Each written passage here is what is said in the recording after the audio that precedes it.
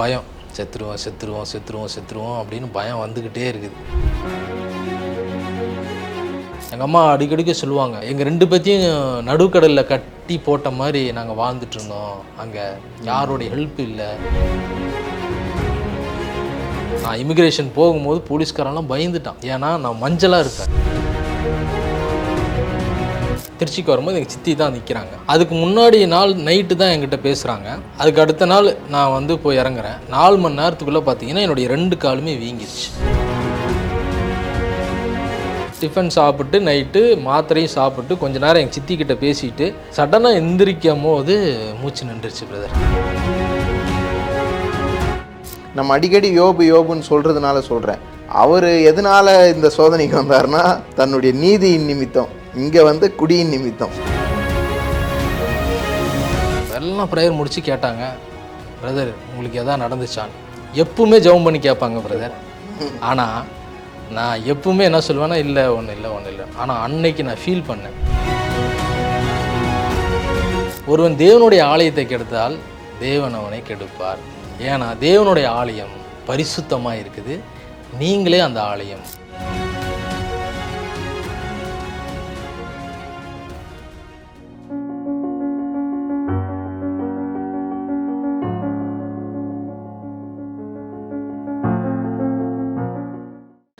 ஒரு வாரத்துக்கு மேலே ஆயிடுச்சு. பயம். செத்துருவோம் அப்படின்னு பயம் வந்துக்கிட்டே இருக்குது. அப்போ தான் பிரதர் என்னென்னமோ தோணும் பிரதர். ஐயோ பயங்கரமாக இருக்கும் அந்த மாதிரி சுச்சுவேஷனில். எதிர்ச்சியாக டிவியில் அப்போ தான் டிவியை போடுறாங்க, ஒரு ஃப்ளாஷ் நியூஸ் கீழே கூப்பிட்டு சொல்கிறாங்க, இந்த மலேசியன் கவர்மெண்ட்டு பொது மன்னிப்பு கொடுக்குறாங்க. ஸோ யாரெல்லாம் வந்து இந்த மலேசியாவில் வந்து விசா பாஸ்போர்ட் இல்லாமல் இருக்கிறீங்களோ எல்லாத்துக்குமே ஒரு பொது மன்னிப்பு கொடுக்குறோம். நீங்கள் எல்லாருமே அவங்கவுங்க நாட்டுக்கு இவ்வளோ ஃபைன் கட்டிட்டு நீங்கள் போயிடலாம், எல்லாம் இமிக்ரேஷன் வந்துட்டு பாருங்கன்னு சொல்லிட்டு டேட் கொடுக்குற ஆரம்பிச்சிட்டான் ஒவ்வொருத்தனுக்கு. இதை நான் பார்த்துட்ருக்கேன், எனக்கு புரியல. எங்கள் அம்மா இதை பார்த்த உடனே, அப்பா தம்பி கடவுள் இருக்காரு பாரு, விசா இல்லாமல் நமக்கு வந்து ஒரு இது கட்டிட்டு ஃபைன் கட்டிட்டு போகலாமா, நீ ஊருக்கு போ, நான் பின்னாடி வரேன். எங்கள் அம்மா அடிக்கடிக்க சொல்லுவாங்க, எங்கள் 2 பேத்தையும் நடுக்கடலில் கட்டி போட்ட மாதிரி நாங்கள் வாழ்ந்துட்டுருந்தோம். அங்கே யாரோடைய ஹெல்ப் இல்லை, எப்படி வாழ்கிறோன்னு தெரியாமல் இருக்கிறோம்.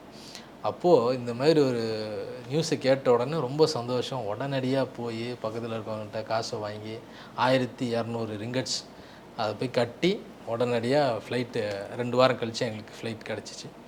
நான் இமிக்ரேஷன் போகும்போது போலீஸ்காரெல்லாம் பயந்துட்டான். ஏன்னா நான் மஞ்சளாக இருப்பேன். ஆமாம், நான் இப்படி நான் பிடிச்சி கீழே அப்படியே மறைஞ்சு தான் போவேன். என்னை எழுப்புவானுங்க, யாரா நான் திருடனா அப்படிங்கிற மாதிரி என்னை பார்த்து நிறைய பேர் வந்து முன்னாடி போங்கன்னு அனுப்பிடுவாங்க. ஏன்னா என்னுடைய தோற்றங்கள், என் மேலே ஸ்மெல் வர ஆரம்பிச்சிருச்சு. அப்போ இமிக்ரேஷன்லேருந்து அந்த செக்யூரிட்டிஸ்லாம் வந்து பார்த்தா உடனே நீங்கள் போங்கன்னு சொல்லி என்னை அனுப்பி விட்டு என்னை முன்னாடி வரிசையில் உட்கார வச்சு எனக்கு சைன் பண்ணி இமிக்ரேஷனில் ஜாப் கொடுத்து என்னை அனுப்பிட்டாங்க. அதுக்கப்புறம் எனக்கு ஒரு 2 வாரம் கழித்து டிக்கெட் கிடச்சிச்சு. அதுக்கப்புறம் நான் வந்து திருச்சிக்கு வரும்போது எங்கள் சித்தி தான் நிற்கிறாங்க. அதுக்கு முன்னாடி நாள் நைட்டு தான் என்கிட்ட பேசுகிறாங்க. அதுக்கு அடுத்த நாள் நான் வந்து போய் இறங்குறேன். 4 மணி நேரத்துக்குள்ளே பார்த்தீங்கன்னா என்னுடைய 2 காலுமே வீங்கிடுச்சு. லைட்டாக வயிறு வீக்கமாயிருச்சு, என்னுடைய தோற்றம் மாறிடுச்சு. நான் இறங்கி போகிறேன், அவங்களுக்கே அடையாளம் என்னை பார்க்க தெரியல அவங்களுக்கு. அப்புறம் நான் போய் சொல்கிறேன். நான் சொன்னதுக்கப்புறம் தான் அவங்க அந்த இடத்துலையே வந்து பார்த்திங்கன்னா கண் கலங்கிட்டாங்க. என்னடா இப்படி நேற்று இப்படி இருந்தோம் அப்படின்னு, ஒரு வீடியோவில் பார்த்தது அப்படின்னு சொல்லிட்டு உடனடியாக அப்புறம் அவங்க ஒரு வண்டி வச்சு அரேஞ்ச் பண்ணி என்னை நேராக கோயம்புத்தூர் வந்து நாங்கள் எங்கள் அப்பா பார்க்குற ஒரு ரெகுலரான ஒரு ஹாஸ்பிட்டலில் போய் பார்க்குறோம். அவர் பார்த்துட்டு அவருக்கு வந்து ஹோப்பே இல்லை. நான் என்னென்னா மலேசியாவில் இருக்கும்போது அவரை காண்டாக்ட் பண்ணி கொஞ்சம் இந்த மாதிரி நான் இதாக இருக்கிறேன், கொஞ்சம் வந்து பார்க்குறேன், நீங்கள் உடனடியாக வாங்கன்னு சொல்லிட்டாங்க. அவர் நினச்சிட்டார் சின்ன சாதாரணமாக இருக்கணும்னு. இல்லைங்க, இவ்வளோ ட்ரீட்மெண்ட் பண்ண வேண்டியது இருக்குது, இதோடைய எக்யூப்மெண்ட்ஸ்லாம் எங்ககிட்ட இல்லை, நான் வந்து ராமகிருஷ்ணா ஹாஸ்பிட்டலுக்கு எழுதி கொடுக்குறேன், நீங்கள் அங்கே போய் அந்த டாக்டரை பாருங்கன்னு சொல்லிவிட்டு அவர் என்ன பண்ணார், லெட்டர் எழுதி எங்களுக்கு கொடுத்தாரு. அதை வாங்கி நேராக ராமகிருஷ்ணா ஹாஸ்பிட்டல் வந்து வெயிட் பண்ணி ஒரு கிட்டத்தட்ட சாயந்தரம் வந்தது 8 மணிக்கு தான் என்னை பார்த்தார். அது வரைக்குமே நான் வந்து பார்த்திங்கன்னா அந்த சேரில் தான் படுத்துக்கிட்டேன். 8 மணிக்கு மேலே வந்து பார்த்திங்கன்னா என்னை உள்ளே கூட்டிகிட்டு போய் ஃபுல்லாக A to Z ட்ரீட்மெண்ட் பண்ணிவிட்டு வெளியே வந்ததுக்கப்புறம் கொஞ்சம் நேரம் இருந்துட்டு என்னை அனுப்பி விட்டாங்க, நீங்கள் போய் வெளியே உட்காந்துக்கோங்கன்னு சொல்லிவிட்டு. அப்போ எங்கள் அப்பாவும் சித்தியும் தான் இருக்கிறாங்க. 2 பேரையும் கூப்பிட்டு சொல்லிட்டாங்க, என்னென்னா அவ்வளோதான் இறந்துருவா, அப்படி இன்னெல்லாம் வாழ முடியாது, லாஸ்ட் ஸ்டேஜில் இருக்கிற அப்படி அப்படின்னு அவங்க எடுத்த ரிப்போர்ட்ஸ் காட்டிட்டு, நாங்கள் அட்மிஷனும் பண்ண மாட்டோம், நீங்கள் எடுத்துகிட்டு போயிருங்க, அட்மிஷன் பண்ணாலும் வேஸ்ட்டு, இறந்து போயிடுவார், ட்ரீட்மெண்ட் பண்ண முடியாது, ட்ரீட்மெண்ட் பண்ணுறது வேஸ்ட்டு தான், நீங்கள் காசை போட்டு செலவு பண்ணாதீங்க அப்படின்னு அந்த டாக்டர்ஸ் சொல்லி அனுப்புகிறாங்க. 2 பேருமே வந்து பார்த்திங்கன்னா போகும்போது போன அந்த ரியாக்ஷனும் வரும்போது அந்த ரியாக்ஷனும் எனக்கு தெரிஞ்சிருச்சு, ஏதோ டாக்டர் சொல்லியிருக்கிறாங்க. எனக்கு வந்த உடனே என் சித்திக்கு அதெல்லாம் கேட்டால் அழுதுருவாங்க. அப்போ அவங்க அழுதுட்டு அப்போ ஏதோ நடந்திருக்குது, என்னான்னு கேட்டால் ஒன்றும் இல்லைன்னு என்னை கூட்டிகிட்டு நேராக வீட்டுக்கு வந்துட்டாங்க. வீட்டுக்கு வந்துட்டு அதுக்கப்புறம் வந்து வேறு டாக்டர் போய் பார்க்கலாம், இங்கே வந்து சரியில்லை, பணம் ஜாஸ்தி கேட்குறாங்க அப்படின்னு சொன்னாங்க. உங்களை சமாளிக்கிறாங்க. அப்போயும் எனக்கு தெரிஞ்சிச்சு ஏதோ சொல்லியிருக்கிறாங்க அப்படின்னு. அப்போது 2 நாள் வெயிட் பண்ணிவிட்டு அதுக்கப்புறம் நாங்கள் வந்து ஜெம் ஹாஸ்பிட்டலுக்கு வேறு ஒருத்தர் மூலிமா போனோம். அப்போ அவங்க போகும்போது எனக்கு வந்து ட்ரீட்மெண்ட் பண்ண ஒருத்தர் வந்து பார்த்திங்கன்னா ஒரு முஸ்லீம் டாக்டர் தான் அங்கே. ஸோ அவர் என்ன பண்ணுறாரு, ஃபுல் ட்ரீட்மெண்ட் எல்லாம் எடுத்து பார்த்துட்டு அவர் சொன்ன ஒரு ரிப்போர்ட் என்னென்னா 99.9 கஷ்டம்தான். நாங்கள் படிச்சிருக்கிறதும் நாங்கள் எங்களுடைய மெடிசன்ஸும் கொடுக்குறோம், பட் வந்து எங்களுக்கு ஹோப் கிடையாது, பட் ட்ரீட்மெண்ட் பண்ணலாமா, ஆனால் செலவாகும், உங்களுடைய டிசிஷன் தான், நீங்கள் சொல்கிறத வச்சு தான் நாங்கள் வந்து கண்டினியூ பண்ணலாமா வேண்டாமாங்கிறது முடிவு பண்ணுவோம்னு சொல்லிட்டாங்க. அப்போது எல்லாருமே என்ன சொல்லுவாங்கன்னா, நீங்கள் பாருங்கன்னு தான் சொல்லுவாங்க. ஆமாம், பிள்ளையாச்சே. ஆமாம். அப்போது சரி ஓகே ட்ரீட்மெண்ட் பண்ண ஆரம்பித்தாங்க. ட்ரீட்மெண்ட் பண்ண பார்த்தீங்கன்னா சரியாக ஒரு 3ஆவது நாள் ஸோ எனக்கு ட்ரீட்மெண்ட் பண்ணிகிட்ருக்காங்க. எனக்கு நைட்டும் பகல்லையும் கிட்டத்தட்ட ஒரு 7 டாக்டர் என்னை சரவுண்ட் பண்ணி பார்த்துக்கிட்டே இருக்கிறாங்க. அப்போது நான் நல்ல ஒரு அரை தூக்கத்தில் அப்படியே நான் இருக்கிறேன். இப்போது ஒரு ப்ரேயர் சத்தம் கேட்குது எனக்கு. ஒரு ப்ரேயர் சத்தம் கேட்கும்போது நான் கண்ணை திறந்து பார்க்கும்போது பார்த்திங்கன்னா ஒரு வயசான ஒரு அம்மா வந்து என் பக்கத்தில் நின்று ஜெபம் பண்ணிகிட்ருக்குறாங்க. ஜெபம் பண்ணிவிட்டு நான் பார்த்த உடனே அவங்க என்கிட்ட சொன்ன ஒரு விஷயம், தம்பி நான் உனக்காக ஜெபம் பண்ணுறேன், நீ நல்லா இருவ, நீ ஏசப்பாட்ட கேளு, உனக்கு விடுதலை கிடைக்கும், நீ நல்லா இருவ அப்படின்னு சொல்லிட்டு எனக்கு ஒரு சின்ன பைபிள் ஒன்று கையில் கொடுத்துட்டு அவங்க போயிட்டாங்க. நான் அந்த பைபிளை வாங்கி தலகாணி கடியில் வச்சுட்டு, நமக்கு இதுக்கெல்லாம் சம்மந்தம் கிடையாது, நமக்கு நீங்கள் இதை தவிர்க்கலாம் இல்லை, எதிர்க்கலாம் இல்லை, ஏன்னா அந்த அம்மா வயசான அம்மா ஒருத்தவங்க நமக்காக ப்ரேயர் பண்ணுறாங்கன்னு சொல்லும் போது நான் வந்து எனக்கு இதெல்லாம் பிடிக்காது, அவங்க மனசு ஹர்ட் ஆகிடக்கூடாதுன்றதுக்காக சரிம்மான்னு நான் வாங்கி வச்சுக்கிட்டேன். தொடர்ந்து எனக்கு ட்ரீட்மெண்ட் பண்ணிக்கிட்டே இருக்காங்க. அடுத்தடுத்து பார்த்திங்கன்னா ஸ்டேஜ் வந்து எனக்கு வயிறு ரொம்ப வீங்க ஆரம்பிக்குது, கால் வீங்க ஆரம்பிக்குது, மூச்சு விடுறதுக்கு ரொம்ப கஷ்டமாக இருக்குது. ஸோ இப்படிலாம் போயிட்டுருக்குது. வீட்டுக்கு போகிறது வருது. அப்புறம் எனக்கு லிக்விட் அதிகமாகறனால என்னை ப்ரீத் பண்ண முடியாமல் என் வயிற்றில் ஹோல்ஸ் போட்டு டியூப் மூலிமா தண்ணியை வெளியே எடுப்பாங்க. அதுவும் வந்து கிட்னிக்கு பாதிச்சிடக்கூடாதுன்ற அளவுக்கு குறிப்பிட்ட அளவுக்கு உப்பு அந்த ஸ்டேஜுக்கு எடுப்பாங்க. தண்ணி வெளியே எடுக்கும் போது எனக்கு ப்ரீத் பண்ணுறதுக்கு நார்மலாக இருக்கும். கொஞ்ச நேரம் ஒரு 1 hour 2 hour கழிஞ்சதுக்கப்புறம் பார்த்திங்கன்னா மறுபடியும் சேம் ரீகண்டிஷன் அதே மாதிரி ஆயிரும். அப்போ மறுபடியும் ப்ரீத் பண்ணுறதுக்கு கஷ்டம். அப்போது என்னென்னா டெய்லியும் ரெகுலராக போய் திரும்பி வந்து ஃப்ளூயிட் வெளியே எடுத்துக்கிட்டே இருக்கணும், அப்போ தான் எனக்கு சுவாசிக்க முடியும். இது ஒரு கட்டத்தில் என்ன ஆயிடுச்சு அப்படின்னா, ரெகுலராக பண்ணக்கூடாது, கிட்னிக்கு ப்ராப்ளம் வந்துரும்ட்டாங்க. இப்போ என்ன ஆயிடுச்சு, இந்த டைமில் நடுவில் இந்த மாதிரி நடந்துட்டு இருக்கும்போது எங்கள் அப்பாவுடைய தெரிஞ்சவர் ஒருத்தர் கோவிந்தராஜ்னு சொல்லிட்டு அவருடைய பேர். ஸோ அவர் வந்து பார்த்திங்கன்னா எங்கள் அப்பா கிட்ட துணி கொடுத்துருக்குறாரு தைக்கிறதுக்கு.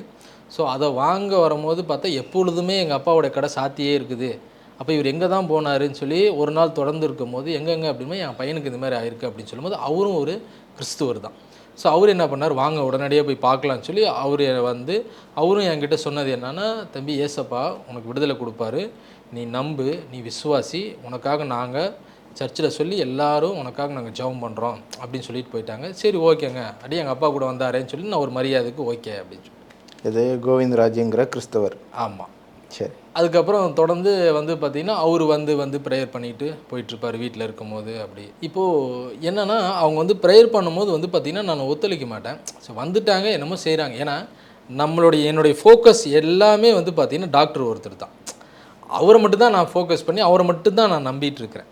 ஏன்னா இதெல்லாம் என்ன, அது சும்மா ப்ரேயர் பண்ணுறதுனால என்ன, அது இதெல்லாம் ஏதோ மேஜிக் மாதிரி என்ன, இது நமக்கு அதுக்கு புரியுது, நமக்கு அதில் ஏதோ நம்பிக்கை இல்லை. இப்போ டாக்டர் என்ன சொல்ல போகிறாரு, குணமாயிட்டன்றாரா இல்லை வாய்ப்பு இருக்கா, அது மாதிரி தான். அது ஒன்று தான். ஏன்னா அவ்வளோ படிச்சிருக்கிறாங்க, அவ்வளோ படிப்பு படித்தவனுக்கு தெரியாதா உள்ள உடம்புல இருக்கிற வியாதியை அவரால் சரி பண்ண முடியாத. இதில் என்ன இருக்குது, வந்து சும்மா ப்ரேயர் பண்ணுறதுனால என்ன இருக்குது, ஒரு விசுவாசம் கூட கிடையாது பிரதர். அப்புறம் நான் ஃபுல் டாக்டர்ஸை மட்டும் தான் நம்பிட்டு இருந்தேன். வருவாங்க, ப்ரேயர் பண்ணி போயிடுவாங்க.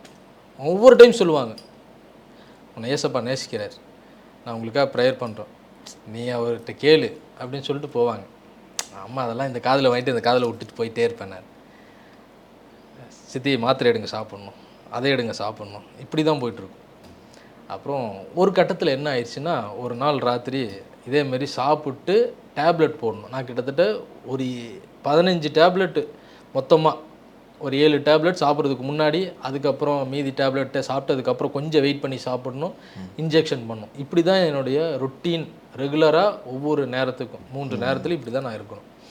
அப்போது இதை டிஃபன் சாப்பிட்டு நைட்டு மாத்திரையும் சாப்பிட்டு கொஞ்ச நேரம் எங்கள் சித்திக்கிட்ட பேசிட்டு சடனாக எந்திரிக்கும் போது மூச்சு நின்றுச்சு பிரதர். சடனாக அப்படியே நின்றுச்சு. எனக்கு என்னன்னா அந்த நிமிஷம் அப்படியே ஒரு படத்தில் பார்க்குற மாதிரி எனக்கு நேரில் நடக்குது. நம்ம நிறைய படம் பார்க்கும்போது மூச்சு நிற்கும் போது டாக்டர் அந்த ஹாஸ்பிட்டல்லாம் இருக்கும்போது அந்த கெஸ்ஸு வாங்குவாங்க தெரியுங்களா, ஆன்னும் போது அந்த மாதிரி எனக்கு நடக்குது. மூச்சு விட முடியல, ஸ்ட்ரகிள் ஆகுது. நான் பண்ணுறதை பார்த்து எங்கள் சித்தி பயந்துருவாங்க.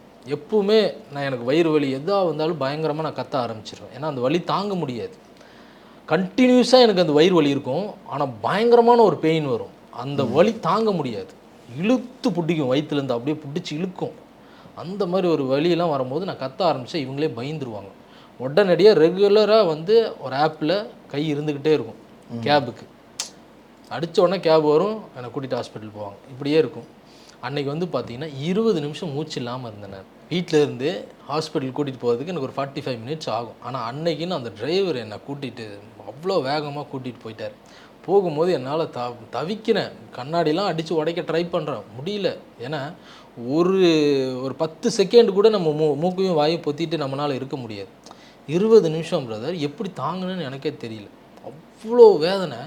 என்னை கூட்டிகிட்டு போய் ஸ்ட்ரக்சரில் வச்சு கட்டுறாங்க. அந்த பெல்ட்டில் கட்டுறாங்க. நான் அப்படியே தட்டி விடுறேன்.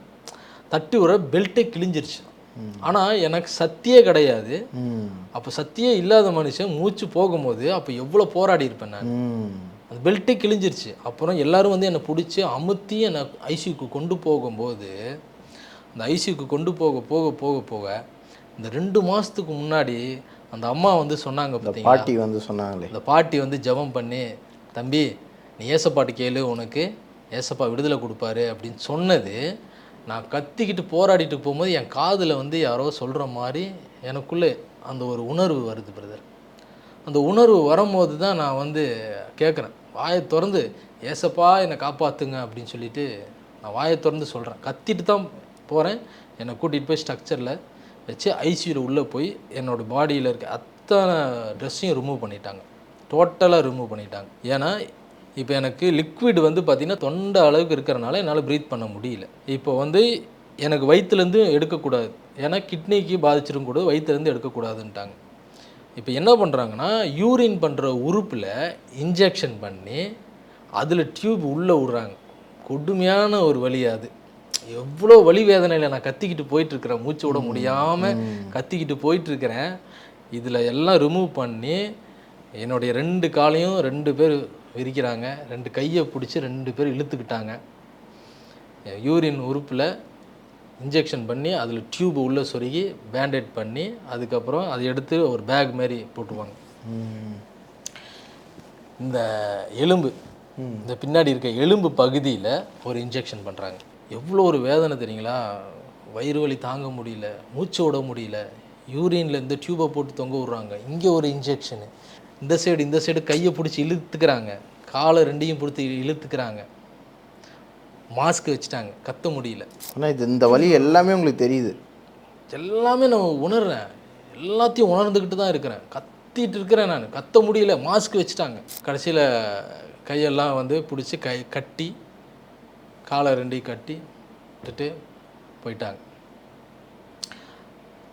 கொஞ்ச நேரம் கழிச்சதுக்கப்புறம் யூரின் வர ஆரம்பிக்க அந்த ஃபீல் கிடைக்கிது எனக்கு. அப்போது எனக்கு ஒரு சந்தோஷம் என்னென்னா, யூரின் வெளியே போச்சுன்னா நான் என்னால் ப்ரீத் பண்ண முடியும் அப்படின்ட்டு நான் கெஸ் வாங்கிட்டே இருக்கிறேன். ஆன்ட்டு கெஸ் வாங்கிட்டே இருக்கிறேன். என் ஃபீல் போயிட்டே இருக்குது. அப்போ யூரின் வெளியே போயிடுச்சுன்னா நான் கெஸ் வாங்குறது கம்மி ஆயிரும் அப்படின்ட்டு அந்த யூரினை வெளியே அனுப்புகிறேன் பிரதர். அப்படி ஒரு எரிச்சல், பயங்கரமான எரிச்சல். சூட்டுக்கெலாம் வந்து ஒவ்வொரு டைமுக்கு வந்து பார்த்திங்கன்னா பயங்கர எரியும். அதை விட ட்ரிப்புள் மடங்கு இந்த யூரின் வெளியே போகும்போது வலி, பயங்கரமான வலி. ஒரே டைம் போயிட்டு அடுத்த டைம் வந்தாலும் போக விடாத அளவுக்கு என் மனசு வேண்டாம், வெளியே வந்துச்சுன்னா எரியும் அப்படிங்கிற மாதிரி எவ்வளோ வேதனை. வேதனையை கண்ட்ரோல் பண்ணி முடியவும் மாட்டேங்குது. ஆட்டோமேட்டிக்காக அது வெளியே போகுது, எரிஞ்சுக்கிட்டே போகுது. காலையில் தூக்கமும் இல்லை சுத்தமாக. அப்படியே படுத்துக்கிட்டே யோசனை, ஏன் எனக்கு இப்படி ஒரு வேதனை அப்படின்னு சொல்லிட்டு கலங்கி அழுதுகிட்டே இருக்கிற மாதிரி. மாஸ்க் இருக்குது, கண்ணில் மட்டும் தண்ணி வந்துட்டுருக்கோம். கத்த முடியல, யார்ட்டையும் சொல்ல முடியல. என் சிந்தனையை எத்தனையோ பேர் எப்படியோ வாழ்கிறாங்க, என்ன எனக்கு இப்படி ஒரு கொடுமையான வாழ்க்கை வாழ்ந்துட்டுருக்கிறேன்னு நான் அப்படின்னு. காலையில் ஆயிடுச்சு. காலையில் ஆன உடனதுக்கப்புறம் அந்த பேகை கொஞ்சம் ஓரளவுக்கு ரெடி ஆகிருக்கு பிரதர். அப்போது காலையில் அந்த பேக் எடுத்து பார்க்குறாங்க, கொஞ்சோண்டு தான் அந்த யூரினே வந்திருக்குது. வயிறு அப்படியே தான் இருக்குது. இப்போ டாக்டர் சொல்லிட்டாங்க வந்து ஃபுல்லாக ட்ரீட்மெண்ட் எடுத்து லிவர் டோட்டலாக ஃபுல்லாக ஸ்பாயில் ஆயிடுச்சு. இனி லிவரை டிரான்ஸ்பிளான்ட் பண்ணி வைக்கணும். இனி லிவரை டிரான்ஸ்பிளான்ட் பண்ணி வச்சா கேரண்டிலாம் நாங்கள் சொல்ல முடியாது. அது வந்து சக்ஸஸ் ஆகலாம், இல்லை ஆகாமையும் போகலாம். சக்ஸஸ் ஆச்சுனாலும் நாங்கள் கேரண்டி சொல்ல முடியாது, எப்போ என்ன வேணாலும் ஆகலாம். டோட்டலாக இதுக்கு மருந்து மாத்திரை மட்டும் நீங்கள் 8000லேருந்து 10,000 வரைக்கும் மாதம் சாப்பிடணும். ஒரு வேளை லிவரை டிரான்ஸ்பிளான்ட் பண்ணி வச்சா. டிரான்ஸ்பிளான்ட் பண்ணி வச்சா அதுக்கு 25 லட்ச ரூபா ஆகும்னு சொல்லிட்டாங்க. 25 லட்சம் கொடுத்து நான் லிவரை டிரான்ஸ்பிளான்ட் பண்ணி வச்சாலும் மாதம் 8லேருந்து 10,000 வரைக்கும் நான் மருந்து சாப்பிடணும். எந்த ஒரு வேலைக்கும் நான் போக முடியாது, எந்த வேலைக்கும் போக முடியாது. அப்போ யார் எனக்கு மாதம் 8லேருந்து 10,000 கொடுப்பாங்க? லைஃப் லாங் பெட் ரெஸ்ட்டில் தான் இருக்கணுமாம்மா. இதை வந்து பார்த்தீங்கன்னா எனக்கு வீட்டுக்கு கொண்டு வந்து என்னை போட்டதுக்கப்புறம் எங்கள் சித்தி என்கிட்ட சொன்னாங்க, இந்த மாதிரி டாக்டர் சொல்லிட்டாங்க, 25 லட்சத்துக்கு எங்கே போகிறது? அது வரைக்கும் 5 லட்ச ரூபா வரைக்கும் செலவு பண்ணிட்டோம். அந்த ஒரு 6-7 மாதமாக பட்ட வலி வேதனைகளோட இந்த வலி தான் எனக்கு அதிகமாக ஆரம்பிச்சிச்சு. என்னன்னா டாக்டர் வந்து சொல்லிட்டாரு, நீ உயிரோடு இருக்கிற, ஆனால் நீ இறந்து போயிடுவ. புரியுது, தெரியுது. உயிரோடு இருக்கிறோம், ஆனால் நீ இறந்து போயிடுவேன்னு சொல்லி வீட்டுக்கு அனுப்பிட்டாங்க. இப்போ நம்ம இறந்து போயிடுவோம் அப்படின்னு உயிரோடு வாழ்கிறோம் பார்த்தீங்களா, அந்த வாழ்க்கையோட வலி வந்து பார்த்தீங்கன்னா என்னை ரொம்ப ஹர்ட் பண்ணிச்சு. அந்த வேதனை இன்ன வரைக்குமே நான் யாருக்கும் வரக்கூடாதுன்னு நான் ப்ரேயர் பண்ணிகிட்ருக்கிறேன். இப்போ இங்கே தான் என்னென்னா, நம்ம வந்து ஒரு குடியினால் அப்பா அம்மா, சொந்த வீடு, நிலம், மனைவி, மகன், இப்போ உங்ககிட்ட இருக்கிற இந்த உடலும் வந்து இப்போ காலி அப்படிங்கிற அளவுக்கு ஒட்டு மொத்தமாக எல்லாத்தையுமே காலி பண்ணிருச்சுல. நம்ம அடிக்கடி யோபுன்னு சொல்கிறதுனால சொல்கிறேன், அவர் எதனால் இந்த சோதனைக்கு வந்தார்னா தன்னுடைய நீதியின் நிமித்தம், இங்கே வந்து குடியின் நிமித்தம் இல்லையா? ஆமாம். ஆனால் 2 பேரோட வாழ்க்கையிலையும் கர்த்தர் செய்த கிரியைக்காக நம்ம யோபு வந்து இந்த இடத்துல நம்ம வந்து அந்த வாழ்க்கை அப்படின்னு ஒப்பிடுறோம். ஸோ இதுக்கப்புறம் வந்து பார்த்திங்கன்னா அந்த வேதனை என்னால் தாங்க முடியாமல் இருந்துச்சு. என்னென்னா இன்னொரு 10 நிமிஷமோ இல்லை இன்றைக்கி ஒரு நாளோ இல்லை நாளைக்கு ஒரு நாளோ தான் உயிரோடு இருக்க போகிறோம் அப்படிங்கிறது, அந்த வேதனை என்னால் தாங்கவே முடியல. ஒவ்வொருத்தராக வீட்டில் வந்து பார்க்க ஆரம்பிச்சிட்டாங்க. எங்களுடைய அப்பாவுடைய ஃபேமிலி, வீட்டு பக்கத்தில் இருக்கிறவங்க அப்படின்னு ரொம்ப முடியாமல் இருக்கிறாங்கன்னு சொல்லிட்டு ஒவ்வொருத்தராக வந்து பார்த்து போகும்போது உண்மையாலுமே நம்ம வந்து அந்த படம் பார்த்த ஃபீல் இருந்துச்சு. இப்போ படத்துலலாம் வந்து சாகிறதுக்கு முன்னாடி ஒருத்தவங்க வந்து பால் ஊற்றுற மாதிரி வந்து அந்த மாதிரி வந்து ஒவ்வொருத்தராக வந்து பார்த்துட்டு போகும்போது உண்மையாலுமே நான் வந்து கன்ஃபார்ம் பண்ணிக்கிட்டேன், ஸோ நம்ம வந்து இறந்து போயிடுவோம், அவ்வளோதான் அப்படின்னு சொல்லி முடிவு பண்ணிக்கிட்டேன். ஸோ டாக்டர் என்ன சொன்னாங்கன்னா, கடைசியில் ஒன்று பணம் இருந்தால் எடுத்துகிட்டு வாங்க, 25 lakhs எடுத்துகிட்டு வந்து கொடுத்தீங்க அப்படின்னா லிவரை டிரான்ஸ்பிளான்ட் பண்ணி அனுப்பி விடுவோம், பட் நாங்கள் வந்து கேரண்டி கொடுக்க முடியாது. ஸோ இதுதான் லாஸ்ட். இல்லை அப்படின்னா நீங்கள் எல்லாத்தையும் சொல்லிடுங்க, இறந்துருவார் அப்படின்னு சொல்லிட்டாங்க. நீங்கள் வந்து ஹோப்பாக வச்சுருந்த டாக்டர்கிட்ட இருந்தும் உங்களுக்கு வந்து பதில் வந்துடுச்சு. அவ்வளோ. ஸோ அவர் தான் நம்பிட்டு இருந்தேன், அந்த டாக்டரை தான் நம்பிட்டு இருந்தேன். அந்த டாக்டரும் அவ்வளோதான் முடியாதுன்னு சொல்லி அவர் கை விட்டதுக்கப்புறம் இதுக்கப்புறம் நம்ம வாழ முடியாது, நம்ம இறந்து போயிடுவோங்கிற நிச்சயத்தை நான் பெற்றுக்கொண்டேன் அந்த இடத்துல. அப்போ அவ்வளோதான் அப்படிங்கும் போது, ஸோ இந்த நிகழ்ச்சியெல்லாம் அது நேரில் நடக்க நான் இன்னும் கன்ஃபார்ம் பண்ணிக்கிட்டேன், நம்ம இறந்து போயிடுவோம். அப்படியே நான் வந்து படுத்து இருக்கிற நேரத்தில் அந்த மரணத்தை குறித்தே நான் நினச்சிட்டு இருக்கும்போது அப்போ தான் நான் யோசித்து பார்க்குறேன், இதெல்லாம் எதுக்காக வந்துச்சு, இவ்வளோ பாதிப்பு எனக்கு ஏன் வந்துச்சு அப்படின்னு நான் அந்த மரணத்தில் நின்று கொஸ்டின் மார்க்கு வச்சேன். படுத்துகிட்டே இருக்கிறேன், மூச்சு விட முடியல, சாக போயிட்டுருக்கிறேன், செத்துட்ருக்கிறேன். அந்த நிமிஷம் நான் யோசித்து பார்க்குறேன், எதுக்காக இவ்வளோ வலி வேதனைகளை நான் வந்து ஃபேஸ் பண்ணேன், எல்லாம் இவ்வளோ இழப்பு, இதுக்கெல்லாம் காரணம் யார் அப்படின்னு சொல்லி அந்த இடத்துல ஒரு கேள்விக்குறி எனக்கே நான் வைக்கும் போது, நான் ரீவைண்ட் பண்ணி பார்க்கும்போது இதுக்கெல்லாம் யார் ப்ராப்ளம்னா நான் தான். எல்லாத்துக்குமே காரணம் நான் தான். யாரையும் குறை சொல்ல முடியவே முடியாது. எல்லாத்துக்குமே ப்ராப்ளம் நான் பண்ணது தான். அப்போ இதுக்கு வழி என்ன அப்படின்னு நான் யோசிக்கும் போது வேறு வழி இல்லை. டாக்டர்ஸ் முடியாதுன்னு சொல்லிட்டாங்க. அப்போ அந்த நிமிஷம் நான் யோசித்தேன், கடவுள்னு ஒருத்தர் இருக்கிறார்லப்பா, கடவுள்னு ஒருத்தர் இருக்கிறார், சரி அவர்கிட்ட நம்ம திரும்புவோம். சரியா, இது வரைக்கும் நம்ம குடித்தோம், எல்லாம் பண்ணோம், இனி நம்ம வாழுவோமோ வாழ மாட்டோமான்னு தெரியாது, பட் கடவுள்னு ஒருத்தர் இருக்கிறாரு, அவர் பக்கம் போவோம் அப்படின்னு சொல்லிட்டு நான் அந்த ராத்திரி நேரத்தில் பிரதர் உண்மையான மனம் திரும்புதல், எல்லாத்தையுமே யோசித்து பார்த்து, குடித்தது தவறு நான் பண்ணது, என் பையன் பேரை வச்சு காசை கடன் வாங்கி குடித்தது என்னுடைய தவறு, என் மனைவிக்கு துரோகம் பண்ணது என்னுடைய தவறு, எங்கள் அப்பா அம்மாவுக்கு துரோகம் பண்ணது என்னுடைய தவறு, எல்லாத்துக்கிட்டையும் பொய்யை சொல்லி காசை வாங்கி குடித்தது என்னுடைய தவறு. இதை நான் யார் மேலேயும் ப்ளேம் பண்ணவே முடியாது.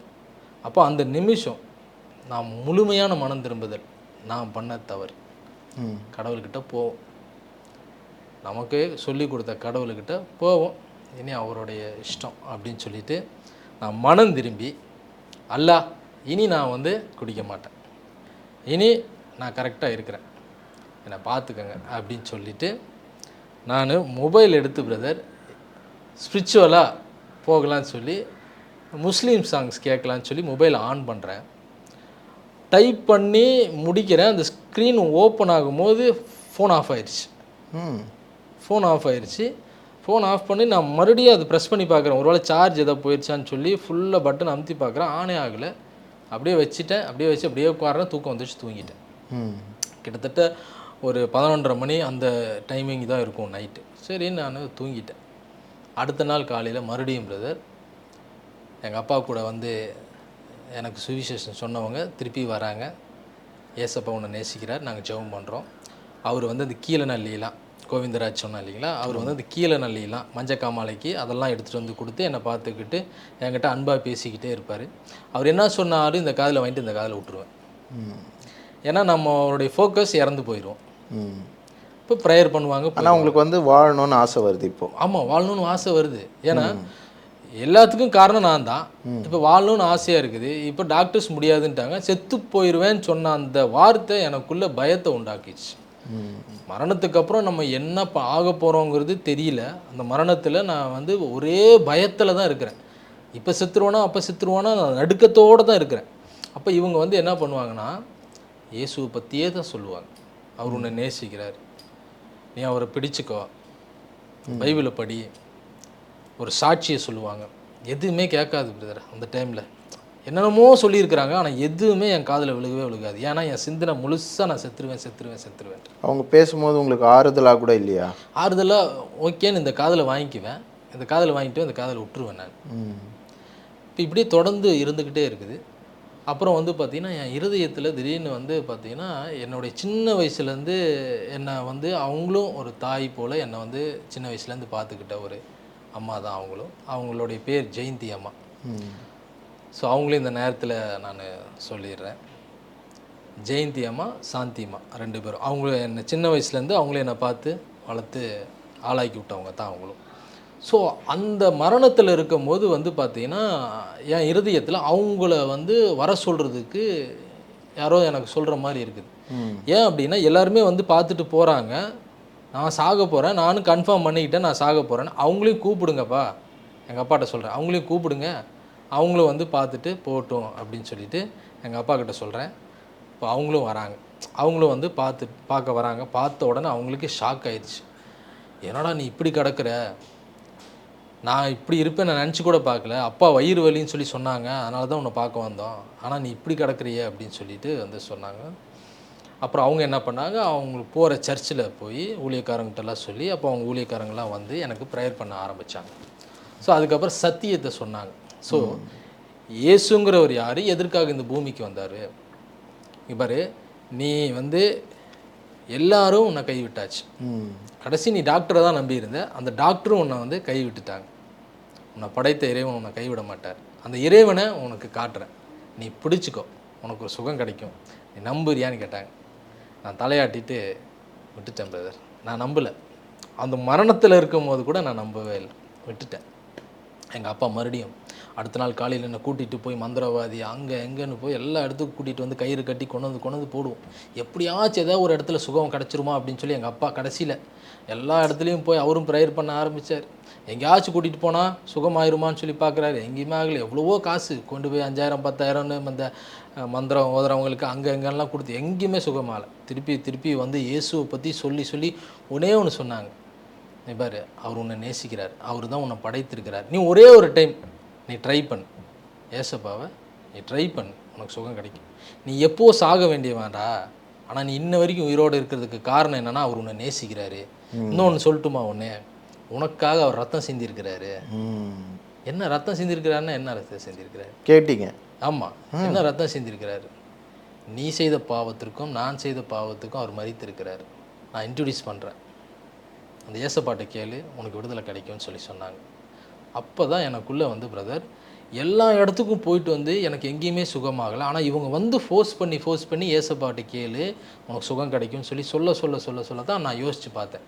சரி, எல்லா இடத்துக்கும் போயிட்டு வந்தேன், எங்கேயுமே நமக்கு சுகம் கிடைக்கல. சரி, இவங்க சொல்கிறாங்க, நம்ம கேட்போன்னு சொல்லி கடைசியாக தான் நான் வந்து என்ன பண்ணுறேன்னா அதை ஏற்றுக்கிறேன். அவங்க ஒரு பைபிள் கொடுக்குறாங்க, பைபிளை வாங்கி என் வயிறு ரொம்ப பெருசாக இருக்கும், அந்த வயிற்று மேலே இப்படி வச்சுக்கிட்டு எல்லோரும் என்னை சுற்றி ப்ரேயர் பண்ண ஆரம்பிக்கிறாங்க. அப்போ நான் வந்து உணர்ந்து நான் வந்து என்ன கேட்குறேன்னா, பை ஹார்ட், உண்மையாக இருதயத்துலேருந்து நான் என்ன கேட்குறேன் அப்படின்னா, ஏசப்பா இவங்கெல்லாம் சொல்கிறாங்க உங்கள் கிட்ட கேட்டால் சுகம் கிடைக்கும்னு சொல்கிறாங்க, நான் பண்ண தவறு, நான் குடித்த தவறு, என்னை மன்னிச்சிருங்க, எனக்கு வாழணும்னு ஆசையாக இருக்குது, எனக்கு ஜீவன் கொடுப்பீங்களா? அவ்வளோதான் ப்ரேயர். இந்த ப்ரேயர் வாயை திறந்து நான் ஏசப்பா எனக்கு ஒரு விடுதலை கொடுங்கன்னு சொல்லி என் வாயிலிருந்து அறிக்கை செய்தேன். அந்த நிமிஷம் பிரதர் ப்ரேயர் பண்ணிகிட்ருக்காங்க, ஒரு வைப்ரேஷன் என் உடம்புல, ஷாக் அடித்த மாதிரி ஒரு வைப்ரேஷன், ஒரு 3-4 செகண்டு என் உடம்புல லைட்டாக என்னுடைய பெருவரில் அது பக்கத்தில் இருக்க ஆடும் ஆட்டோமேட்டிக்காக ஆட ஆரம்பிச்சிச்சு.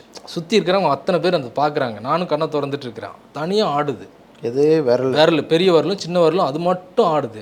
என் உடம்புக்குள்ளே ஒரு ஷாக் அடித்த ஒரு வைப்ரேஷன், பின்னாடி இருந்து ஏதோ ஒரு டச் ஆன மாதிரி ஒரு ஃபீல், அவ்வளோதான். ஸோ இந்த ஃபீல் வந்து எனக்கு ரொம்ப ஆச்சரியமாக இருந்துச்சு, ஒரு வித்தியாசமான ஒரு அனுபவம். அப்போது எல்லாம் ப்ரேயர் முடித்து கேட்டாங்க, பிரதர் உங்களுக்கு எதாவது நடந்துச்சான்னு. எப்பவுமே ஜெபம் பண்ணி கேட்பாங்க பிரதர், ஆனால் நான் எப்பவுமே என்ன சொல்லுவேன்னா, இல்லை ஒன்றும் இல்லை. ஆனால் அன்னைக்கு நான் ஃபீல் பண்ணேன். ஆனால் அதுக்கு காரணம் என்ன அப்படின்னா, அவங்களோட சேர்ந்து ஒரு மனம் ஐக்கியப்பட்டேன். அந்த ஜபத்தில் ஐக்கியப்பட்டு நான் கேட்கும்போது அந்த தேவ பிரச்சனை என்னை நிரப்பி எனக்கு விடுதலையாச்சு. எனக்கு அந்த ஒரு 3-4 செகண்டு தான். அதுக்கப்புறம் என்ன சொல்லிட்டாங்கன்னா, நான் எப்பவுமே இருக்கிற மாதிரி தான் இருக்கிறேன், ஏசப்பா உன்னை தொட்டுட்டாரு, நீ சுகமாயிட்ட, நீ நல்லாயிட்ட, பைபிள் கொடுத்துருக்குறோம், இதை நீ படிக்க ஆரம்பி, அவரோட நீ பேசு, நீ கனெக்ஷன் ஆகிக்கோ அவரோட, சரியா? எங்கள் வேலை முடிஞ்சிச்சு, நான் பண்ணுறோம், ஜெபம் பண்ணுறோம், போகிறோம், 2 நாள் கழிச்சு வரோம் அப்படின்னு சொல்லிட்டு அவங்க ப்ரேயர் பண்ணிட்டு போயிட்டாங்க. ஸோ எனக்கு என்னென்ன பண்ணேன்னா, அடுத்து பைபிள் எடுத்து ரீட் பண்ண ஆரம்பித்தேன். படிக்க தெரியாது அப்போல்லாம், தமிழில் வந்து குட்டி தான் படிக்கணும். அப்போ அதில் ஒரு வார்த்தை என்ன அப்படின்னா, மாம்சமான யாவருக்கும் நான் தான் தேவன் சொல்லி போட்டிருந்தது ஒரு இடம். 2வது, நான் கொடுத்துருக்கிற சரீரத்தை நீ கெடுத்துருக்கிற, தேவன் கொடுத்த சரீரத்தை நீ கெடுத்துருக்கிற. தேவன் சொல்கிறாரு, அந்த சரீரம் அவருடைய ஆலயம், ஒருவன் தேவனுடைய ஆலயத்தை கெடுத்தால் தேவன் அவனை கெடுப்பார். ஏன்னா தேவனுடைய ஆலயம் பரிசுத்தமாக இருக்குது, நீங்களே அந்த ஆலயம். அவர் தங்கணும், நம்மக்கிட்ட வந்து தங்கணும் அப்படின்னா அந்த இடம் பரிசுத்தமாக இருக்கணும். இது எனக்கு சொல்லி கொடுக்குறாங்க, அந்த வார்த்தையை நான் கேட்ச் பண்ணதுக்கப்புறம் சொல்லி கொடுக்குறாங்க. அந்த ஆலயத்தை நீ கெடுத்துருக்கிற, அப்போ எப்படி அவர் உனக்குள்ளே வந்து தங்கி உனக்கு நன்மை செய்ய முடியும்? அதை நீ கெடுத்து வச்சிருக்கல, குடிச்சு எல்லா பாவத்தையும் பண்ணி வச்சிருக்கிற. அந்த இடத்துல அந்த வார்த்தை வந்து பார்த்தீங்கன்னா ஜீவன் கொடுத்துச்சு. எப்படின்னா, நான் மனம் திரும்பினேன் பிரதர், உண்மையாலுமே மனம் திரும்புதல். நான் 3 டைம் டி அடிக்ஷன் சென்டர் போயிட்டு வந்தது என்னுடைய சொந்த புத்தியினால். நான் குடிக்கக்கூடாதுன்னு போயிட்டு வந்தேன், ஆனால் மறுபடியும் நான் குடித்தேன். ஆனால் மரணத்தில் இருந்து நான் முழுமையான மனம் திரும்புதல் எனக்கு நடக்குது. என்னென்னா, இதுக்கப்புறம் நான் குடிக்கக்கூடாது, எல்லா தப்பும் என்ன உணர்ந்ததுக்கப்புறம் ஒரு கடவுள்னு இருந்தால் நான் அங்கே போய் அவர்கிட்ட கரெக்டாக பர்ஃபெக்டாக இருக்கணும்னு நினச்சிட்டு நான் மனம் திரும்பி எங்கே போனேன் அப்படின்னா, அல்லாஹ்கிட்ட போனேன். ஆனால் வேதம் என்ன சொல்லுதுன்னா, வழியும் சத்தியமும் ஜீவனும் நான் தான், என்னை அன்றி பிதாவின் இடத்திற்கு ஒருவனும் வர முடியாது. அப்போ நீ மனம் திரும்பினாலும் நீ எங்கே வரணும்னா அங்கே வந்தால் தான் உனக்கு விடுதலை. நீ மனம் திரும்பி நீ இறைவனுக்கிட்ட போட்டினா உனக்கு விடுதலை கிடையாது, நீ கஷ்டப்படுற. நீ எங்கே வந்த அப்படின்னா சத்தியத்துக்குள்ளே வந்த, உனக்கு சத்தியம் விடுதலையை கொடுத்துச்சு. அந்த வார்த்தை எனக்குள்ள கிரியை நடந்துச்சு. அதே போல் இன்னொரு வார்த்தையும், அந்த வார்த்தைக்கு ஜீவன் இருக்குது. அந்த வயசான அம்மா எனக்கு சொல்லிட்டு போனாங்க பார்த்தீங்களா, 2 மாதத்துக்கு முன்னாடி, தம்பி நீ ஏசப்பாட்ட கேளு, அந்த ஒரு வார்த்தை தான். ஏசப்பாவை இன்ட்ரடியூஸ் பண்ணி வச்சுட்டு அவங்க போயிட்டாங்க. அதுக்கப்புறம் நான் அவங்கள பார்க்கவே இல்லை, இன்ன வரைக்கும் பார்க்கவே இல்லை. 5 வருஷத்துக்கு மேலேயாச்சு. ஆனால் அந்த சொன்ன ஒரு வார்த்தை 2 மாதம் கழித்து அந்த வார்த்தை என்ன சொல்லுது அப்படின்னா, சங்கீதம் 50:15, ஆபத்து நாளிலே என்னை நோக்கி கூப்பிடு, நான் உன்னை விடுவிப்பேன், நீ என்னை மகிமைப்படுத்துவாய். அதான் படுத்திட்டு இருக்கீங்களே. ஸோ அந்த வார்த்தை இன்னைக்கு ஜீவன் கொடுத்து, அந்த வார்த்தை இன்னைக்கு ஆண்டவர் மகிமைப்படுத்தி கொண்டு இருக்கிறேன். ஸோ நான் இழந்தது எல்லாத்தையும் கர்த்தர் மறுபடியும் என்னுடைய சொந்த உழைப்பினால, அவர் கொடுத்த பலத்தினால முதல்ல எனக்கு ஆண்டவர் என் சரீரத்தை முதல்ல திருப்பி கொடுத்தார். நான் இதெல்லாம் உண்மையா அப்படின்னு சொல்லிட்டு இன்னொரு ஒரு போராட்டம். எப்படி அவ்வளோதான். அந்த நிமிஷம் மனம் திரும்பியாச்சு. ஆண்டவருடைய பிரசன்னத்தினால நான் விடுதலை ஆகிறேன். அதுக்கப்புறம் யார் தேவனுங்கிறது நான் தேட ஆரம்பிக்கிறேன் பிரதர். அவ்வளோதான். சலீம் இப்போ பிலிப்பா மாறிட்டார். ஆமாம், சலீம் வந்து இப்போ பிலிப்பா மாறுறாரு. இப்போ எப்படின்னா, அந்த வேதத்தில் நான் வந்து அந்த வேதம் என்ன சொல்லுது அப்படின்னு சொல்லி, அந்த வேதம் அந்த உள்ளே இருக்கிற வார்த்தை இங்கே வந்து செயல்படுது. இந்த வார்த்தை ஜீவனை கொடுக்குது. அது என் கண்ணுக்கு முன்னாடி நான் பார்க்குறேன், நேரில் நடக்குது. இதை ரெண்டையும் எங்கள் அப்பா பார்க்குறாரு. எங்கள் அப்பா அந்த நிமிஷம் மனம் திரும்புகிறாரு. அந்த இடத்துல அவர் நன்றி சொல்கிறாரு ஏசப்பாக்கு. அல்லேலூயா. ஸோ எல்லாமே அந்த இடத்துல கரெக்டாக ஆண்டவர் கொண்டு வந்து சேர்க்கிறார். எங்கெங்கேயோ போனோம், சுகம் கிடைக்கல. அவர் கண்ணில் முன்னாடி நின்று பார்க்குறாரு. நான் கத்துனா அவர் அழுக ஆரம்பிச்சிருவார். அப்போ எங்கே சுகம் கிடைக்குதுன்னு அவரையும் கொண்டு வந்து நிறுத்தி அந்த இடத்துல ஏசப்பா காட்டுறாரு. அதான் இந்த மூமெண்ட் எப்படின்னா, லாசருவே வெளியே வா மூமெண்ட்டு தான். ஆமாம், இல்லை? ஆமேன். அந்த மாதிரியான ஒரு சம்பவம் தான் அது. அவ்வளோதான், ஆல்மோஸ்ட் டெட். ஆமாம், ஆல்மோஸ்ட் மரித்து போய் அவ்வளோதான். ஸ்மெல் வருது இல்லை, அந்த டைம் இன்னும் அதிகமாக இருந்திருக்கும். அதே மாதிரி சூழல் இப்போ லாசரு எழுந்தாச்சு. எழுந்த உடனே நான் வந்து என்ன பண்ணுறேன் அப்படின்னா, அந்த வேதத்தில் இருக்கிறது உண்மையாலுமா அப்படின்னு எனக்கு ஒரு சின்ன அப்பப்போ ஒரு டிஸ்டர்பன்ஸ் வந்துகிட்டே இருந்துச்சு. அப்போ நான் என்ன பண்ணேன், கர்த்தர் சொன்ன ஒரு வார்த்தை என்னென்னா, உன்னை நான் படைத்திருக்கிறேன், உள்ளே இருக்கிற அத்தனை பார்ட்ஸுமே நான் தான் க்ரியேட் பண்ணியிருக்கிறேன், நான் தான் படைத்து வைத்திருக்கிறேன். அப்போ டாக்டர் சொல்லிட்டாங்க, இத்தனை மருந்து சாப்பிட்ணும் நீ. நான் ஒன்று பக்காவாக பிளான் பண்ணேன். உண்மையானமே கடவுள் இயேசுவாக இருந்தால் நீங்கள் தான் என்னை படைத்திருக்கிறீங்கன்னா அத்தனை பொருளுக்கும் நீங்கள் தான் கேரண்டர், நீங்கள் தான் ஓனர். சிம்பிளாக சொன்னால் நீங்கள் தான் ஓனரு. இப்போ நான் கெடுத்தது என்னுடைய தவறு, நான் மன்னிப்பு கேட்டேன், எனக்கு நீங்கள் விடுதலை கொடுத்துட்டீங்க. எனக்கு ஏதோ டிஸ்டர்பன்ஸ் வந்துகிட்டே இருக்குது, இயேசு வந்து பொய் அப்படி இப்படிங்கிற மாதிரிலாம் டிஸ்டர்பன்ஸ் வந்து. உண்மையானுமே கடவுளாக நீங்கள் இருந்தீங்கன்னா என்னை படைத்திருக்கிறீங்க, என்னை உருவாக்கி இருக்கிறீங்க, ரைட். நான் இனி மருந்து மாத்திரை சாப்பிட மாட்டேன், உங்கள் வார்த்தைகள் கீழ்ப்படிந்து நான் நடக்கிறேன், எனக்கு விடுதலை கொடுத்துட்டீங்க, ரைட், ஓகே, இதை நான் கேரண்டி பண்ணணும், நான் மருந்து மாத்திரை சாப்பிட மாட்டேன் அப்படின்னு சொல்லிட்டு நான் என்ன பண்ணுறேன், செக் வைக்கிறேன். செக் வச்சுட்டு மருந்து மாத்திரை ஸ்டாப் பண்ணுறேன். எங்கள் சித்தி அவங்களாம் பயந்துற, டே மருந்து சாப்பிடு. ஏன் நான் சாப்பிட மாட்டேன்னு ஒரு உறுதி எடுத்தேன்னா, அந்த ஒரு ப்ரெசன்ஸ் என் உடம்புல ஒரு வைப்ரேஷன் நடந்துச்சு பார்த்தீங்களா. அப்போது ஏதோ ஒரு சக்தி இந்த பூமியில் இருக்குது, அந்த சக்தி உண்மையாலுமே இயேசுவாக இருந்தால் அதை நான் வந்து ஃபீல் பண்ணணும் அப்படின்னு சொல்லிவிட்டு நான் மருந்து மாத்திரை ஸ்டாப் பண்ணி 1.5 மாதம் கழிச்சு பிரதர் நேராக ஜெம்மா ஹாஸ்பிட்டல் போனேன். கோயம்புத்தூர் ஜெம்மா ஹாஸ்பிட்டலில் போய் A to Z ட்ரீட்மெண்ட் எடுத்து. எங்கே உங்களை ட்ரீட்மெண்ட் பண்ணாங்களோ அங்கேயே போகிறீங்க? அங்கேயே நான் போகிறேன். அங்கேயே போனதுக்கப்புறம் அவங்க நினச்சிட்டாங்க 1.5 மாதமாக இவன் ஆளை வரல, எங்கே ஒரு வேளை செத்து போயிருப்பானோ அப்படின்னு நினச்சிருக்கிறான். ஏன்னா அங்கே வந்து என் கூட வந்தவங்கலாம் வந்து மருந்து வாங்கிட்டுலாம் போயிட்டுருக்குறாங்க, ஆனால் நான் இல்லை அந்த இடத்துல. அப்போ இவங்க வந்து என்னை பார்த்த உடனே ஷாக் அவங்களுக்கு. என்னோட எல்லாத்தையும் எடுத்து பார்க்குறாங்க பிரதர், அழுகி போயிருந்த கல்லீரல், ஃபெயிலியர் ஆகிருந்த கல்லீரல், லிவரு, குழந்தைங்களுக்கு இருக்கிற மாதிரி புதுசாக ஃப்ரெஷ்ஷாக இருக்குது. அல்லேலூயா. அந்த நிமிஷம் எனக்கு அப்படியே புல்லரிச்சு போச்சு. டாக்டர்ஸ் ஆச்சரியப்பட்டாங்க, எப்படி இப்படி நடந்துச்சு அப்படின்னு சொல்லி. ஸோ அந்த இடத்துல உடனடியாக டிஸ்கஸ் பண்ணுறாங்க. மஞ்சக்காமால டெஸ்ட்டு 42 வருது. எனக்கு யாருமே 42க்கு உயிரோடு இருந்ததே கிடையாது. அதிகபட்சம் 12-13 தான். எனக்கு 42 இருந்துச்சு. A to Z ரெக்கார்டு எல்லாத்தையும் நான் வச்சுருக்கிறேன். ஸோ இது சொன்னதுக்கப்புறம் அந்த மஞ்சக்காமாலை பார்த்திங்கன்னா நார்மலாக இருக்குது. இப்போ டாக்டர்ஸ்க்கு எனக்கு என்ன மருந்து கொடுக்கணும்னு தெரியல. நான் கொஞ்சம் வீக்காக இருந்தனால என்ன பண்ணாங்கன்னா ஒரு விட்டமின் மாத்திரை மட்டும் எழுதி தரோம், அதை மட்டும் சாப்பிடுங்க, ஓகே இனி நீங்கள் காடை பிடிச்சிக்கோங்க, காடுக்கு நன்றி சொல்லுங்கள். இன்னொருத்தர் சொல்கிறாரு, காடு உங்களுக்கு நான் இது சொன்னார், இவர் உங்களுக்கு ட்ரீட்மெண்ட் பண்ணார்ல, இவருக்கும் நன்றி சொல்லுங்கள். சரி சரி உங்களுக்கு ஒரு நன்றி அப்படின்னு சொல்லிட்டு எனக்கு ரொம்ப கண் கலங்கி பிரதர். என்னை வந்து முழுசாக வீட்டில் ஃபுல் சரண்டர், ஏசப்பாட்ட என்னை முழுசாக சரண்டர் பண்ணிட்டேன். எனக்கு கொடுத்த மருந்து கூட வேண்டான்னு சொல்லி தூக்கி போட்டு, ஏன்னா ஒரு உறுப்பை அழுகி போயிருந்துச்சு, ஃபெயிலியரு, அதை வந்து 1.5 மாதத்தில் வந்து பார்த்திங்கன்னா அது. ஆனால் டாக்டர் சொன்ன ஒரு காரியம் என்ன அப்படின்னா, லிவர் வந்து அது வளர தன்மை இருக்குது, பட் உங்களுக்கு அந்த வளர தன்மையே செயலற்று போயிடுச்சு, அவ்வளோதான். ஆனால் அதுவும் இவ்வளோ குயிக்காக இப்படி வந்து ஒரு சரீரத்துக்குள்ள ஒரு மாற்றம் வந்து யாருக்குமே நடந்தது கிடையாது. பட் இது வந்து கடவுள்னால் மட்டும்தான் முடியும். ஸோ அந்த கடவுளுக்கு மட்டும்தான் ஒரு உறுப்பை அழிக்கவும் முடியும், உருவாக்கவும் முடியும்னு சொல்லி அந்த இடத்துல தெரிஞ்சு என்னை முழுசாக போய் சரண்டர் பண்ணி, இதுக்கப்புறம் ஒரு டம்ளர் நான் தண்ணி குடித்தா கூட என்னோட சித்தமாக இருக்கக்கூடாது, அது உங்கள் சித்தமாக இருக்கணும். என்ன இல்லை, எனக்குள்ளே நீங்கள் வாழ்கிறீங்க, நான் இனி பர்ஃபெக்டாக இருக்கணும்னு சொல்லி என்ன மாத்திரம் இல்லை, என் குடும்பத்தை முழுசாக சரண்டர் பண்ணி ஒப்பு கொடுத்துட்டேன். அல்லேலூயா. அதுக்கப்புறம் என்னுடைய வாழ்க்கையில் என் ஆண்டவர் என் சரீரத்தை முதல்ல கொடுத்தாரு, பிரிந்திருந்த எங்கள் அப்பா எங்கள் அம்மா குடும்பத்தை மறுபடியும் ஒன்றாக்கினார். மறுபடியும் எனக்கு மறுபடியும் ஒரு செகண்ட் லைஃப், எனக்கு மறுபடியும் ஒரு திருமணம்.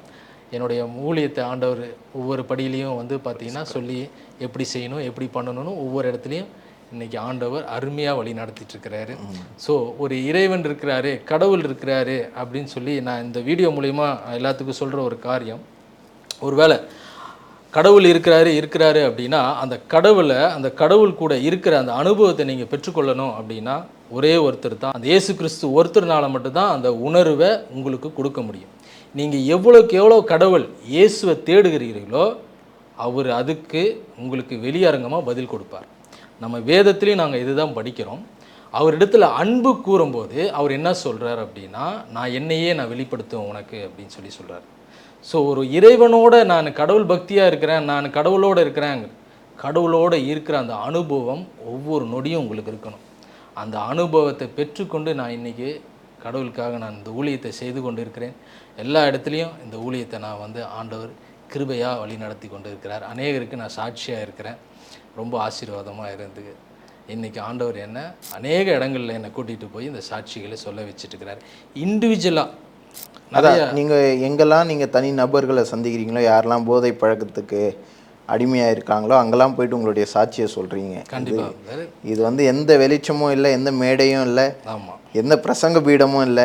அங்கே இருந்தே நீங்கள் வந்து எங்கெங்கெல்லாம் நீங்கள் இருக்கீங்களோ அங்கெல்லாம் வந்து நீங்களே அந்த திருச்சபையாக இருந்து கர்த்தரை போதிக்கிறீங்க. அதில் ரொம்ப சந்தோஷம். அது மாத்திரம் இல்லாமல் ஊழியங்களும் பண்ணிட்டு இருக்கீங்க இல்லையா? இது இல்லாமல் வேற என்ன ஊழியம்? நாங்கள் வந்து ஃப்ரைடே வெள்ளிக்கிழமை ஆனால் வந்து பார்த்திங்கன்னா இந்த ஏழை ஜனங்கள், கோயில் பக்கத்தில் இருக்கிறவங்க, பெற்றோரால் கைவிடப்பட்ட பிள்ளைங்கள் இருக்காங்க, அதேமாரி பிள்ளைங்கள் கைவிடப்பட்ட பெற்றோர்கள்லாம் வந்து பார்த்திங்கன்னா ரோட்டில் கோயில் பக்கத்துலலாம் இருக்கிறவங்களுக்கு வந்து பார்த்திங்கன்னா நாங்கள் வீக்லி ஒன்ஸ் எங்களால் முடிஞ்ச ஒரு சின்ன ஒரு டீம் ஃபார்ம் பண்ணி நாங்கள் வந்து வெள்ளிக்கிழமை ஈவினிங் நைட்டு மட்டும் அவங்களுக்கு வந்து டிஃபன். ஸோ அது மூலிமா நாங்கள் வந்து ஏசப்பாவுடைய அன்பையும் நாங்கள் வெளிப்படுத்திட்டுருக்குறோம் அவங்களுக்கு. அது போக நான் இண்டிவிஜுவலாக நான் போகிற இடத்துலலாம் ட்ராக்ஸ் அடித்து எல்லா லாங்குவேஜ்லையும் இப்போ அடிச்சிட்ருக்கிறேன். இப்போ வந்து தமிழ், இங்கிலீஷ், மலையாளம் அடிச்சிருக்கிறேன். இதை போகிற பக்கம் எல்லாம் சாட்சியை வந்து ட்ராக்ஸாக மாற்றி ஸோ எங்கெங்கெல்லாம் போகிறோமோ எல்லா இடத்துலையும் இதை டிஸ்ட்ரிபியூட் பண்ணி கொடுத்துட்டு போயிட்டே இருக்கிறோம். இன்னும் இருக்கிற எல்லா லாங்குவேஜ்லேயும் அடிச்சுட்டு நாங்கள் எங்கெங்கெல்லாம் போகிறோமோ எல்லா இடத்துலையும் கொடுக்கணும் அப்படின்னு சொல்லி ஒரே ஒரு வார்த்தை ஆண்டவர் எனக்கு கட்டளையிட்டு கொடுத்த ஒரு வார்த்தை, நீ உலகம் எங்கேயும் போய் என் நாமத்தினாலே எல்லாருக்கும் சுவிசேஷத்தை அறிவித்து பிதா குமாரன் பரிசுத்த ஆவினால் ஞானஸ்தானம் கொடுத்து முடிவு பரியந்தம் சகல நாட்களும் நான் உன்னோடு இருக்கிறேன் அப்படின்னு சொல்லி அந்த உறுதியான அந்த வார்த்தை என் இருதயத்தில் பேசி அவர் என் கூட இருந்து அந்த நடத்துகிற அந்த ஊழியத்துக்கு உண்மையாக இருந்து நான் இன்னைக்கு அந்த ஊழியத்தை செஞ்சு கொண்டு இருக்கிறேன்றது. இது வெறும் வந்து ஆண்டவர்கிட்ட ஜெபிச்சேன் அற்புதம் நடந்ததுன்னு இல்லாமல் எல்லாத்துக்குமே வந்து உங்கள் வாழ்க்கையில் வந்து எவிடன்ஸ் இருக்குது. கண்டிப்பாக இந்த ஆதாரத்துலேருந்து பேசும்போது நிறைய ஆதாரங்களோடவே நீங்கள் பேசிகிட்டு இருக்கிறீங்க.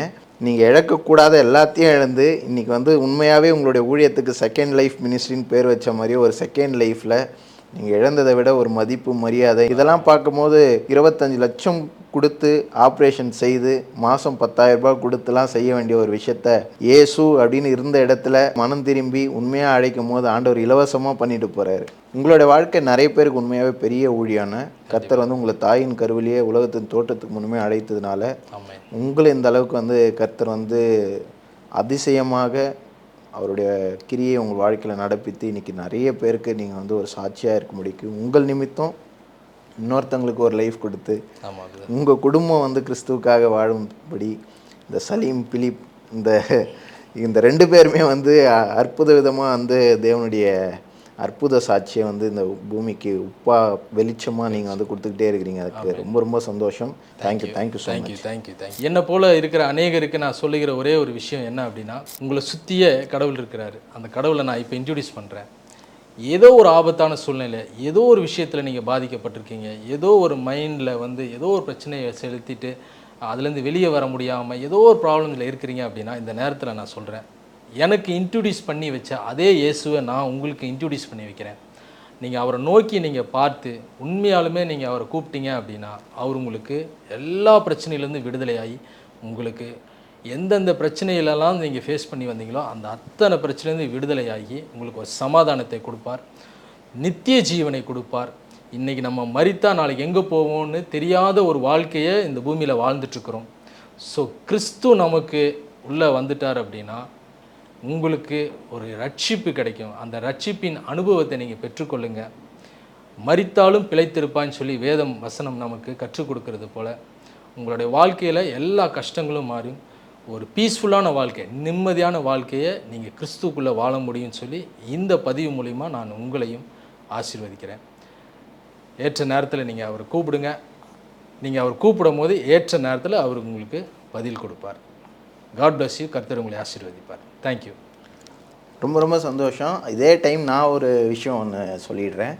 என்னென்னா, இதுக்கு மேலே இவங்க பிழைக்கவே மாட்டாங்க அப்படின்ற மாதிரி நம்மளுடைய உணர்வு சொன்னாலும் கூட அண்ணனுடைய வாழ்க்கையிலேருந்து பார்க்கும்போது அந்த பாட்டிமா, அந்த கோவிந்தராஜன் அவர்கள், அப்புறம் வந்து ஜெயந்தி அம்மா, சாந்தி அம்மா, இவங்கெல்லாம் வந்து அவருக்கு பாருங்களேன், தொடர்ந்து அவங்க கொடுத்த வார்த்தைகளாக இருக்கட்டும், தொடர்ந்து அவங்க செய்த ஜபமாக இருக்கட்டும், இன்றைக்கி இப்படி வந்து ஒரு ஊழியக்காரராக உட்காந்து இன்றைக்கி நிறைய பேருக்கு வந்து அண்ணன் வந்து ஊழியம் பண்ணிகிட்ருக்காங்க. இதே மாதிரி போதை பழக்கத்தில் அடிமையாக இருக்கிற நிறைய பேருக்கு வந்து விடுதலை ஊழியம் பண்ணிகிட்ருக்குறாங்க. அவருடைய சாட்சியை சொல்லி நிறைய பேரை வந்து மாற்றிட்டுருக்காங்க. பாருங்கள், இது எல்லாமே வந்து நாம் விசுவாசமாக ஜெபிக்கிற ஜெபத்தினால நடக்கிறது. இதுக்கப்புறம் இவங்க கேட்கவே மாட்டாங்க அப்படின்னு தெரிஞ்சாலும் கூட சுவிசேஷத்தை நம்ம விதையாய் விதைப்போம். விசுவாசத்தை நம்ம வந்து அவங்களுக்கு சொல்லிக் கொடுப்போம். கண்டிப்பாக கர்த்தர் அதில் கிரியை செய்வார். இதை தான் நான் சொல்ல விரும்புகிறேன். ரொம்ப ரொம்ப சந்தோஷம். தேங்க்யூ.